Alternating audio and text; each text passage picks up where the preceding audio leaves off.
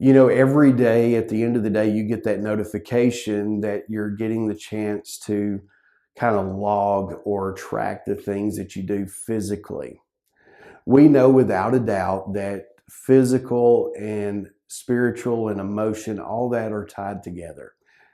And there's things in our lives when we're going through grief that we can kind of look over.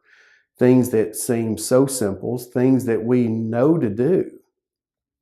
But when we experience grief, it's almost like it's a shock to the central nervous system, isn't it?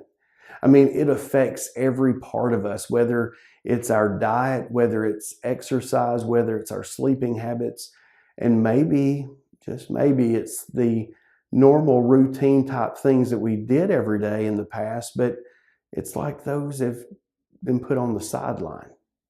Hey, I understand. But I want to remind you of a couple of different things. When it talks about water intake, it's so important to keep yourself hydrated. Being dehydrated can affect so many things in the body. It is always suggested that you drink 8 glasses of water a day. And if you could simply drink a couple of glasses of water at a meal, you've knocked out 6 of those, right? So it's a good thing to do to stay hydrated. Now, when we think about meals, of course, you want to try to eat 3 balanced meals during the day. It's actually better if you eat about 5 to 6 meals and spacing it out 2 or 3 hours and not eating a big meal that will make you feel lethargic, which can actually feed into that grief emotion and get you feeling even more down than you might be feeling. So eating more frequently, smaller meals will energize your metabolism, give you more energy, and overall make you feel a little bit more upbeat physically, which can affect and spill over to our emotional and spiritual aspects of our lives. The last thing is something very important, which is sleep. This may be the hardest thing.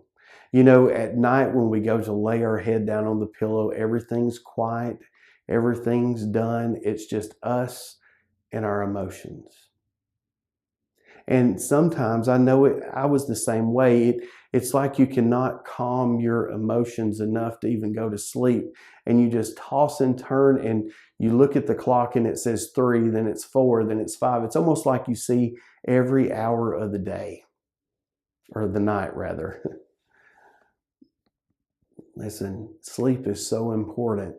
And maybe we can calm our mind. And I know I talk about happy memories and happy thoughts and so forth. But when we close our eyes, if we can simply focus on those memories and kind of walk into that memory, almost like you're totally reliving it, maybe we'll calm our mind down where we can get the sleep that we need. Now, a lot of times, after the funeral, a lot of people have time they take away from work or whatever it may be. So, you know what? If you're not sleeping enough during the night and you're just wore out, it's okay to take a nap during the day. Listen, it is so important for you to do what's right for you, whether it be emotionally, spiritually, or physically. Listen, this journey is not easy. It's not easy on our emotions. It's not easy on us physically as well. So I encourage you to take care of yourself. You need to take care of yourself so you can keep putting one foot in front of the other.